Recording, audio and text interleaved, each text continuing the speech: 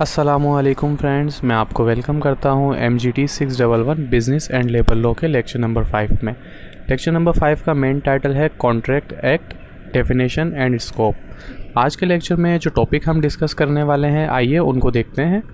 Number 1 पे हम discuss करेंगे एग्रीमेंट, सेकंड पे हम डिस्कस करेंगे प्रॉमिस, थर्ड नंबर पे है कंसिडरेशन, फोर्थ नंबर पर है वॉइड एग्रीमेंट, फिफ्थ है वॉइड कॉन्ट्रैक्ट, सिक्स नंबर पे हम डिस्कस करेंगे प्रपोजल और सेवन्थ नंबर पे हम डिस्कस करेंगे एक्सेप्टेंस। तो ये थे आज के तमाम टॉपिक्स जो इस लेक्चर में हम डिस्कस करेंगे।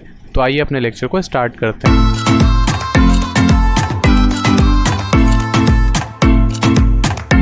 जी फ्रेंड्स, जैसा कि आपने देखा कि लेसन नंबर 5 का जो मेन टाइटल है contract act, definition and scope. Law of contract is one of the important branches relating to business transaction. लॉ ऑफ कॉन्ट्रैक्ट जो है वो बहुत इंपॉर्टेंट ब्रांच है बिज़नेस ट्रांजैक्शन के अंदर। ये बहुत ज़्यादा यूज़ में होता है और ये बहुत ज़्यादा हेल्पफुल होता है बिज़नेस गोइंग पीपल के लिए। जो लोग बिज़नेस कर रहे होते हैं उनके लिए ये लॉ ऑफ कॉन्ट्रैक्ट जो है ये बहुत ज़्यादा इंपॉर्टेंट, बल्कि आप कह सकते हैं कि एक बैकबोन की हैसियत रखता है। Law regarding to contract is govern by the contract act 1872। Contract act 1872 जो है, इसके बारे में इसकी जो बेसिक थी, जो इंट्रोडक्टरी लेक्चर था वो लेसन नंबर 4 था, उसमें हम इसको डिटेल में डिस्कस कर चुके हैं। अगर आपने वो नहीं देखा तो ये लेक्चर देखने से पहले वो लेक्चर आप लाजमी देख लें, वरना ये लेक्चर आपको समझ में नहीं आएगा। In order to understand a contract, the entire cycle that lead to a contract is required to be understood. अगर आप पूरे कॉन्ट्रैक्ट को समझना चाहते हैं, उसके लिए ज़रूरी है कि आप जो कॉन्ट्रैक्ट करने के दौरान या कॉन्ट्रैक्ट बनाने के दौरान या दो पार्टीज़ के बीच में जो कॉन्ट्रैक्ट होता है उसके लिए जो साइकिल, जो प्रोसेस, जो स्टेप्स इन्वॉल्व होते हैं उनको समझना बहुत ज़्यादा ज़रूरी है। अगर आप वो समझ जाएंगे तो आप कॉन्ट्रैक्ट को ईजिली समझ जाएंगे।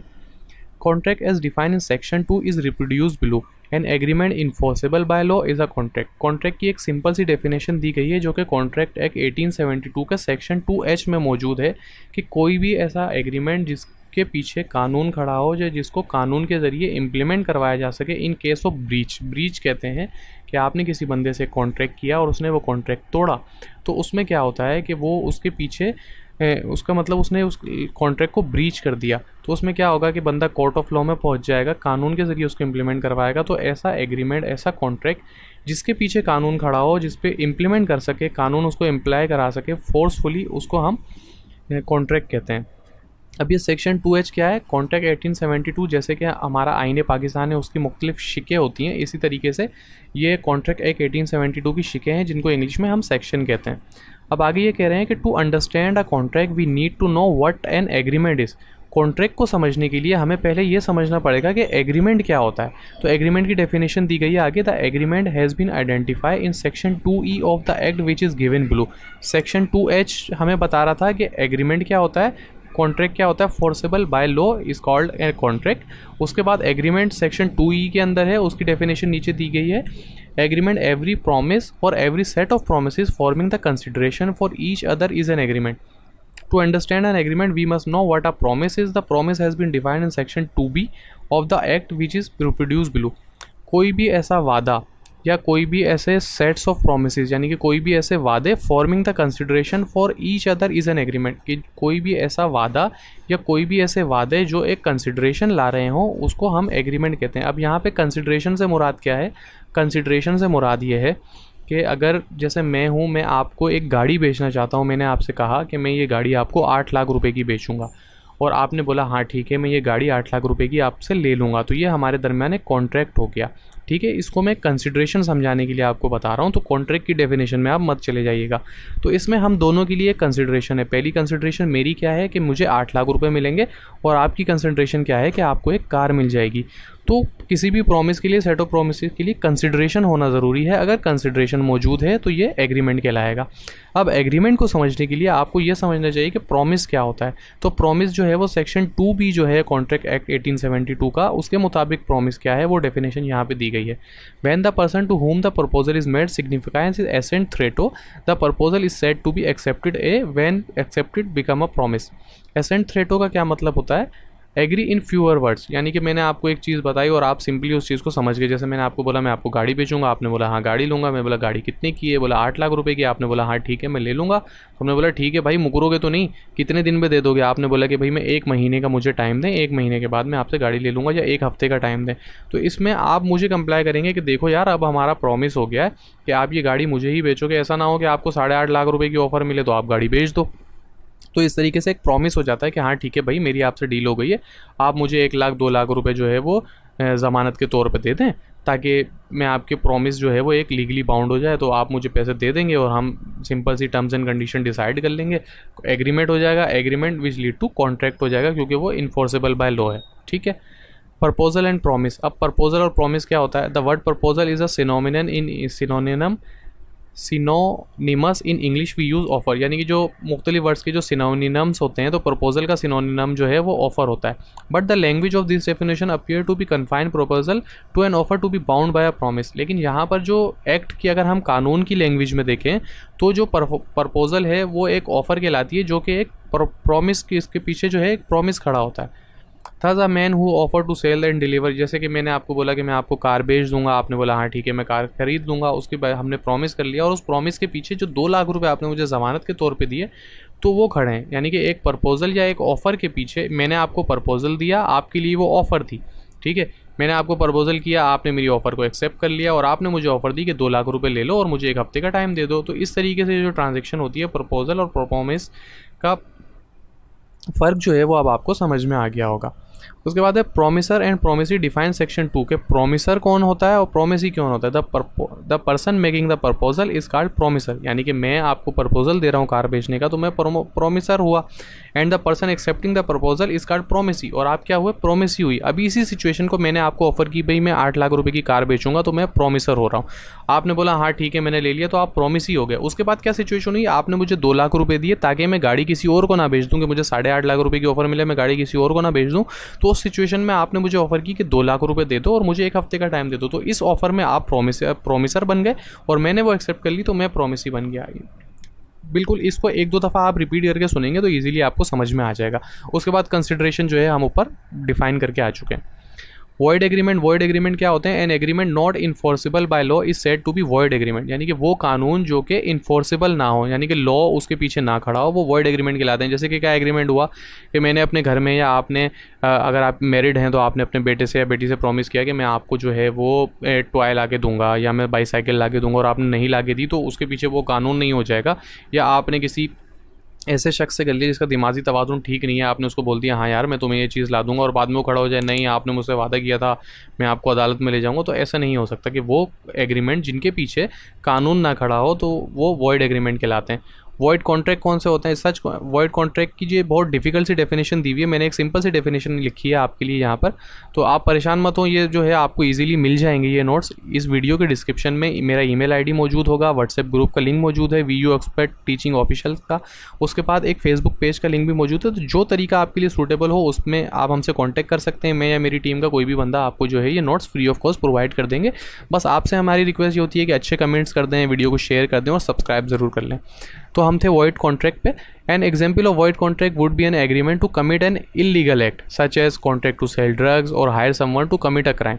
यानी कि वॉइड एग्री कॉन्ट्रैक्ट क्या होता है कि आपने खुद तो आप कोई जुर्म नहीं कर रहे, आपने किसी बंदे को हायर कर लिया, आपने कोई इलीगल काम किया, या आपने किसी बंदे को कॉन्ट्रैक्ट दे दिया कि भाई आप जो है वो ड्रग्स सेल कर दो, या आपको किसी को आपने आम अल्फाज में कहते हैं सुपारी दे दी किसी क्राइम को इंसिपेट करने के लिए, या किसी ने आपने कोई जो है मेंटली किसी माइनर को हायर कर लिया, उससे कोई काम करवा लिया, कोई मेंटली यानी कि जो इल पर्सन है उसको आपने हायर करके उससे कोई गलत काम करवा लिया, तो ये वॉइड कॉन्ट्रैक्ट कहलाते हैं।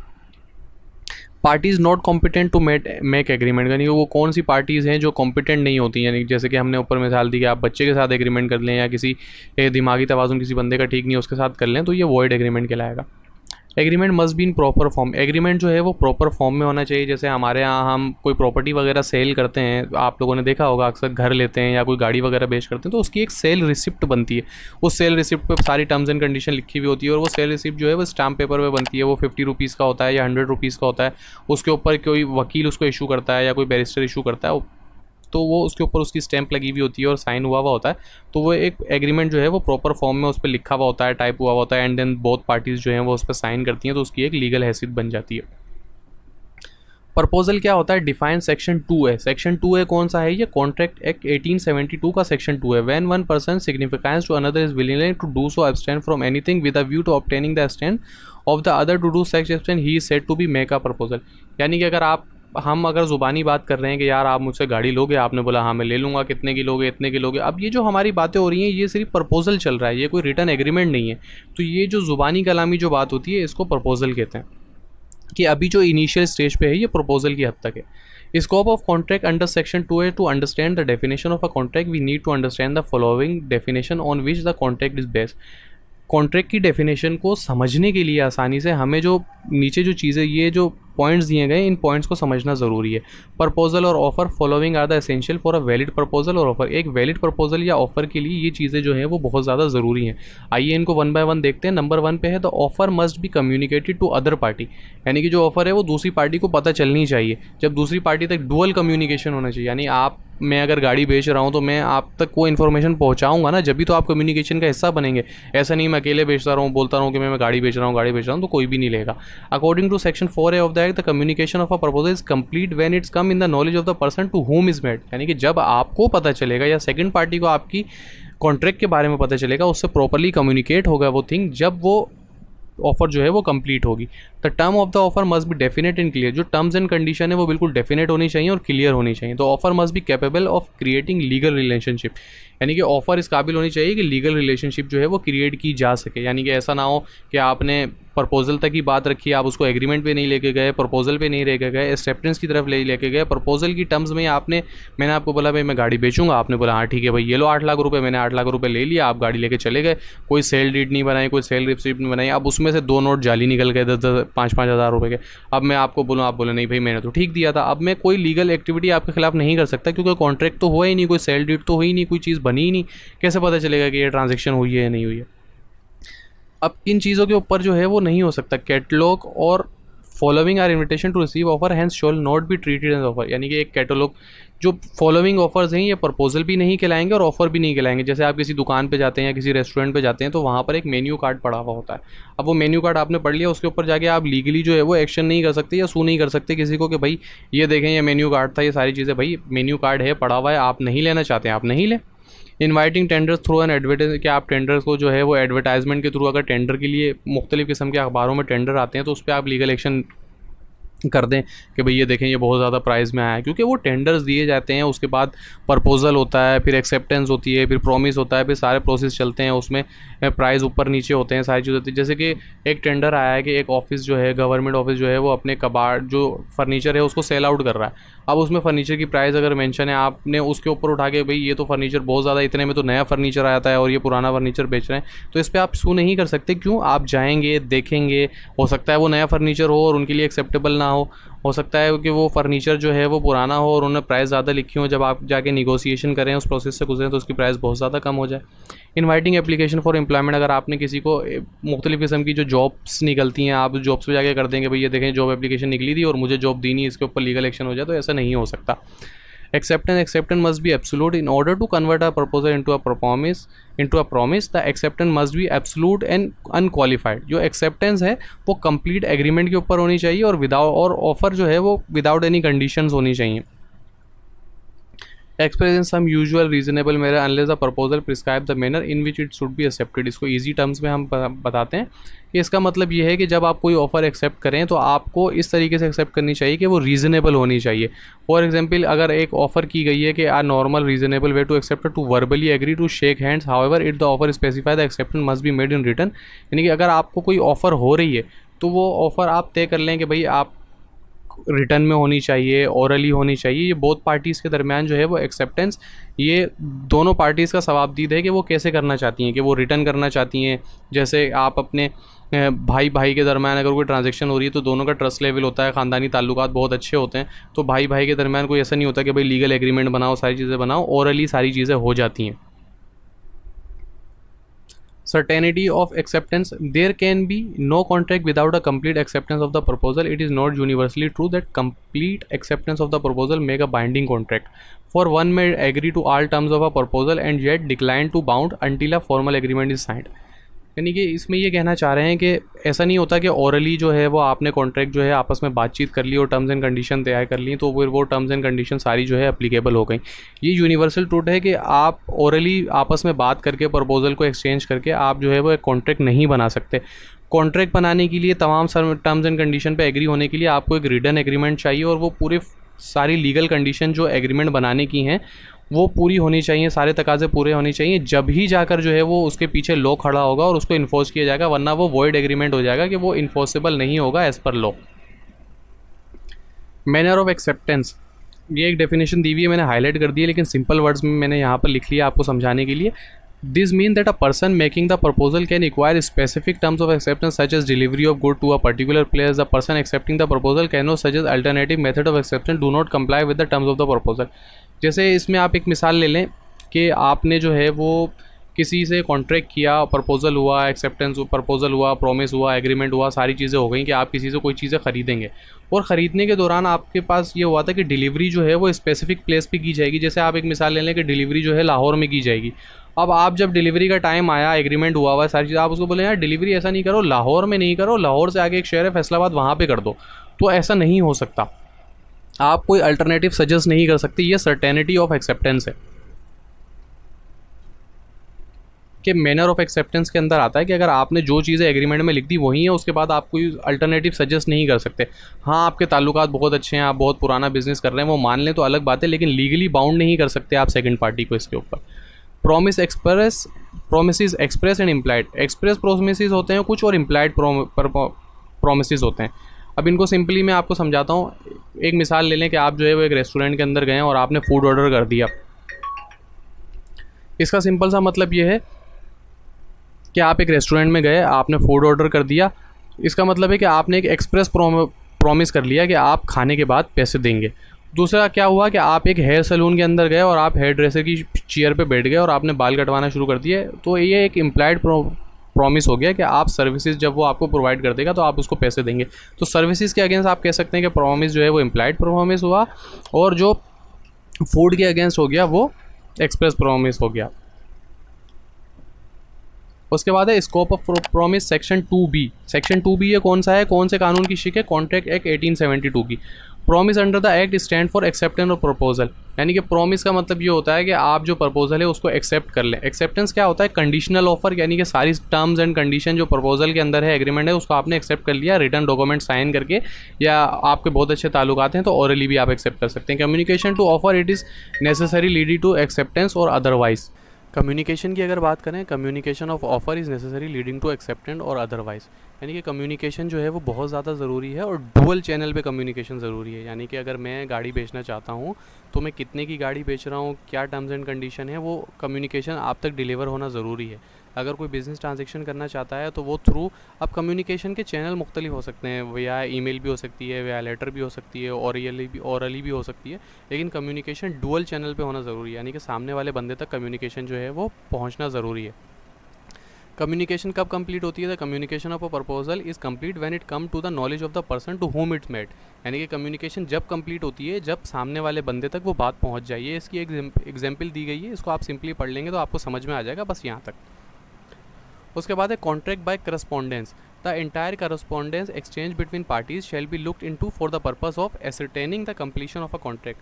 अब एसरटेनिंग का मतलब क्या होता है? डिटरमाइनिंग और फाउंडिंग आउट समथिंग। यानी कि अगर आप कॉन्ट्रैक्ट किसी के साथ कर रहे हैं तो उसके अंदर आप मुख्तलिफ टर्म्स एंड कंडीशन देखते हैं कि नहीं भाई ये टर्म्स नहीं होनी चाहिए, ये कंडीशन होनी चाहिए, ये सारी चीज़ें होनी चाहिए। इस तरीके से जो बात होती है तो इसको करस्पॉन्डेंस कहलाते हैं। Scope of promisor and promisee section 2C। Promisor and promisee can not be the same party. यानी कि ऐसा नहीं हो सकता। ये कानून कहता है क्या? प्रोमिसर और प्रोमिसी के लिए जो कानून है सेक्शन 2C के मुताबिक कॉन्ट्रैक्ट 1872 के अंदर के प्रोमिसर और प्रोमिसी यानी कि वादा करने वाला और वादे की तकमील करने वाला दोनों एक बंदे नहीं हो सकते। वहाँ person can not be under obligation to himself. यानी कि मैं ऐसा नहीं हो सकता कि मैं अपने साथ ही कॉन्ट्रैक्ट कर लूँ। यानी कि मैं खुद से ही कॉन्ट्रैक्ट कर लूँ, खुद से एग्रीमेंट कर लूँ और दोनों पार्टियाँ खुद ही बन जाओ, नहीं, दूसरी पार्टी का होना ज़रूरी है। इन केस ऑफ पार्टनरशिप, यानी कि पार्टनरशिप अगर हो तो दो बंदे होने चाहिए। जैसे हम दो पार्टनर हैं और सामने वाले चार पार्टनर हैं, उनकी चार लोगों की पार्टनरशिप है, हमारी दो की पार्टनरशिप है, तो हम दो पार्टी हो गए। तो दो पार्टीज़ का होना ज़रूरी है। जैसे मैं और मेरा फ्रेंड एक ही कंपनी चला रहे हैं और एक ही पार्टनरशिप में हम आपस में कॉन्ट्रैक्ट कर लें, मैं उसको चीज़ें सेल कर लूँ, वो मुझको चीज़ें सेल कर ले, ऐसे भी नहीं हो सकता। दो पार्टीज़ का होना ज़रूरी है, दो मुख्तलिफ पार्टीज़ का होना ज़रूरी है। Mortgage can not sell mortgage property to himself, यानी कि जो मैंने लोन की प्रॉपर्टी ली हुई है वो मैं अपने आप को ही सेल नहीं कर सकता, ऐसा भी नहीं हो सकता। कंसिडरेशन आप promise without consideration is not a contract, जैसे कि हमने शुरू में बात की थी, कंसिडरेशन होना ज़रूरी है, कंसिडरेशन के बगैर कोई कॉन्ट्रैक्ट नहीं होता। Third party can also initiate consideration, यानी कि ऐसा भी हो सकता है कि कोई थर्ड पार्टी, जैसे कि आप देख रहे होते हैं कि जो प्रॉपर्टी एजेंट्स होते हैं वो दो पार्टीज़ को आपस में मिला देते हैं। जैसे मैं प्रॉपर्टी एजेंट के पास जाता हूँ कि यार मैंने अपना मकान बेचना है, तो वो उसके पास कोई आया हुआ होता है कि भाई मैंने ख़रीदना है, तो वो थर्ड पार्टी हो गया हमारे लिए और हम दोनों को जो है वो कंसिडरेशन करवा दिया। अब यहाँ पे मेरी कंसिडरेशन है कि मैंने मकान बेचना है और दूसरी पार्टी की कंसिडरेशन है उसने ख़रीदना है, और थर्ड पार्टी वो रियल एस्टेट एजेंट हो गया जो हम दोनों से कमीशन चार्ज कर लेगा। तो यहाँ पे ये बता रहे हैं कि थर्ड पार्टी भी इनिशिएट कर सकती है कंसंट्रेशन। इसमें कानून जो है वो कॉन्ट्रैक्ट एक्ट सपोर्ट करता है उस प्रॉपर्टी एजेंट को। Essential of consideration should be good और वैल्यूएबल, यानी कि जो कंसिडरेशन की एसेंशियल जो कंसिडरेशन जो चीज़ होती हैं वो गुड्स भी हो सकती हैं और वैल्यूएबल सर्विसेज भी हो सकती हैं। Illegal consideration shall not be a valid consideration, यानी कि कोई इलीगल चीज़ जो है वो वैलिड कंसिडरेशन के अंदर नहीं आती। जैसे कि हम अल्लाह माफ़ करे ड्रग्स की डील कर रहे हैं या कोई गैर कानूनी काम कर रहे हैं, तो वो उस गैर कानूनी काम में हमारे दरमियान कोई इख्तलाफ हो जाता है तो हम कानून अदालत में लेके नहीं जा सकते, वरना हमें ही धर लिया जाएगा। Agreement every promise that has some valuable consideration would lead to an agreement. Consideration shall be covered in detail in the later section, यानी कि अब जो अगले लेक्चर आएंगे उसमें कंसिडरेशन के ऊपर डिटेल में बात होगी। तो फ्रेंड्स ये था आज का लेक्चर। थोड़े से डिफिकल्ट हैं कॉन्सेप्ट, आप इजीली, मैंने कोशिश की है, साथ में एग्जांपल्स भी आपको दी हैं कि आप इजीली इसको समझ जाएं। फिर भी अगर कोई चीज़ आपको समझ में नहीं आती तो आप सिंपल इसको गूगल कर लिया करें। जैसे ये आपको पैराग्राफ समझ में नहीं आ रहा, प्रपोजल और ऑफर आपको समझ में नहीं आ रहा, तो इसको आप सिंपल यहाँ से कॉपी करें, गूगल पे जाके पेस्ट करें और डेफिनेशन लिख दें, या यूट्यूब पे पेस्ट करें, आपको सिंपल डेफिनेशंस मिल जाएंगी। तो अभी इतनी ज़्यादा डिटेल में आपको ये करने की ज़रूरत नहीं है क्योंकि ये इंट्रोडक्टरी लेक्चर हैं, अभी बेस मेंटेन हो रही है इस कोर्स की। आगे जब हम जाएंगे, जब मुख्तलिफ किस्म के हार्ड कॉन्सेप्ट आ जाएंगे तो आपको ये सर्च करने की ज़रूरत पड़ेगी, लेकिन इंशाल्लाह मेरी कोशिश है आप अगर ये लेक्चर्स लेते रहेंगे तो आप इसमें समझने में कोई परेशानी नहीं होगी। फिर भी आपको कोई प्रॉब्लम है तो आप कमेंट सेक्शन में हमसे पूछ सकते हैं, मैं आपको उसका कोशिश करूँगा जल्द से जल्द जवाब दे दूँ। तो गाइज़ ये था आज का लेक्चर, मिलते हैं अगले लेक्चर में।